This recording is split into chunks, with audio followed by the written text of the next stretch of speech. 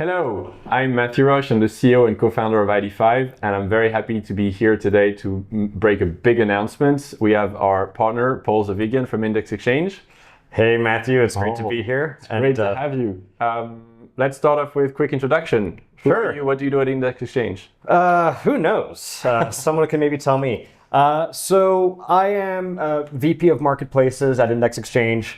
Index Marketplaces is our sell-side decisioning platform, which we launched last year. So it's being used for a variety of applications like curation and data activation. And so a lot of interesting synergies with ID5 here. So we're very excited to be here. And we're going to talk about that right now. And it's a fast-growing product at Index. It was launched last year, like maybe 18 months ago, correct? Yeah. Last year was our first full year, and it's as far as I know, it's the fastest-growing product in our company's history thus far. So we're happy with that. Congratulations. Right. So it's no secret that the industry has been going through massive changes when it comes to addressability and measurement. What are the key challenges that you're facing and that your clients, your publishers, your brands, clients are coming to you about? Yeah, the decline of traditional identifiers, so third-party cookies, for instance, that's required the media owners and the media buyers to navigate new paths to maintaining addressable advertising. So for the media buyers, the ability to understand your customer, reach your relevant audiences, measure the efficacy of your ads, doing so in a privacy-conscious way, like that's necessitating a shift in strategy. And so we're seeing a more lean on using first-party data, and they're trying to figure out how can I connect that across the platforms that I'm using. For the media owner side, it's a bit of a different type of challenge. There's the ongoing pursuit of maximizing the value of your audiences and monetization. But there's an operational burden now around interoperability. They now need to also invest in all of these different types of solutions on their side so they can meet the advertisers with the different paths that they're taking. So there's an operational burden that comes with that on the publisher media owner side. And that's where a company like Index, being the operational layer of that industry, has a really big role to play. When we talk about third-party cookie removal, everybody kind of thinks about Google's back and forth on the topic for 5 years now. What do you think is happening there, right? Moving to a user-led deprecation or acceptance or lack of acceptance. Like, what does it mean for you as a company? Yeah. The reality is, it's already been on the decline. Like third-party cookies have already been on the decline. So that ship has sailed. As it relates to the more recent announcement with Google moving to that user choice model where Chrome users can whatever that looks like. Right. So whatever that might be, the intuition is that probably only stands to accelerate the change that's already underway. At least that's kind of like what we've seen if we look at what happened with Apple a few years ago as a bit of a parallel. Yeah. So that's probably the intuition here. Yeah. So less and not more for sure in the future. Yeah. Right. So speaking of addressability, speaking of identity solution, we're here today to announce a partnership between Index Exchange and ID5. We're very excited about it. What does it mean for you, and how are you thinking of integrating ID5's capability into the Index platform, into Index Marketplace?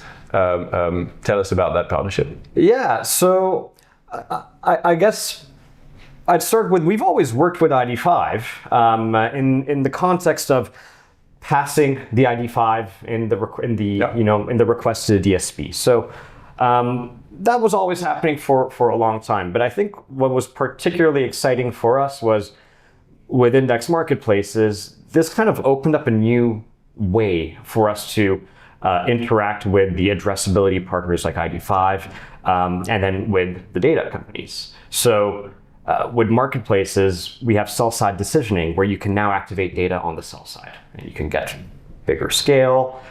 There's value to reap from efficient economics as well.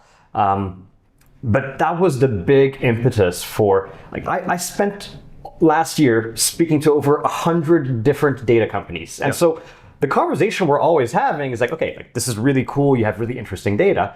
But like the big question that I'm waiting to ask, in my mind in these meetings is like, okay, but how are we integrating the data? Yeah.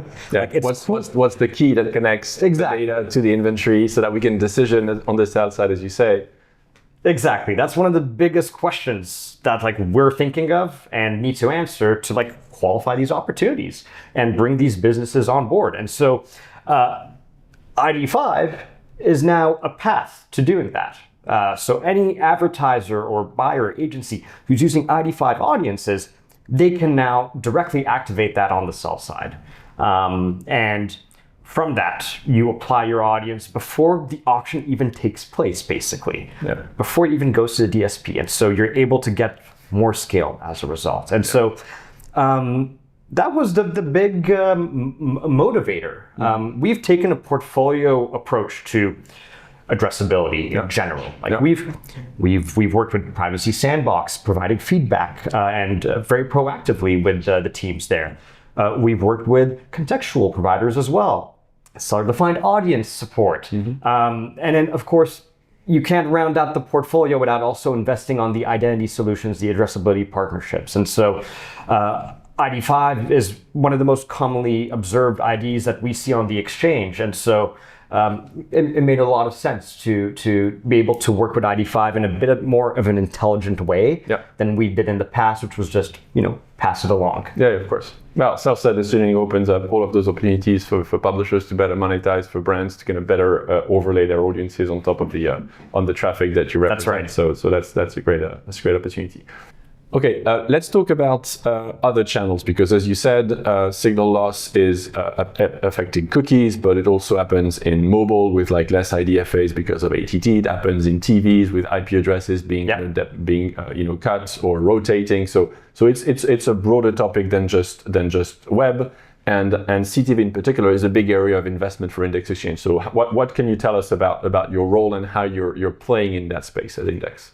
Yeah, I mean, CTV has been a big corporate priority for many years now, and so it's become a very meaningful part of the business.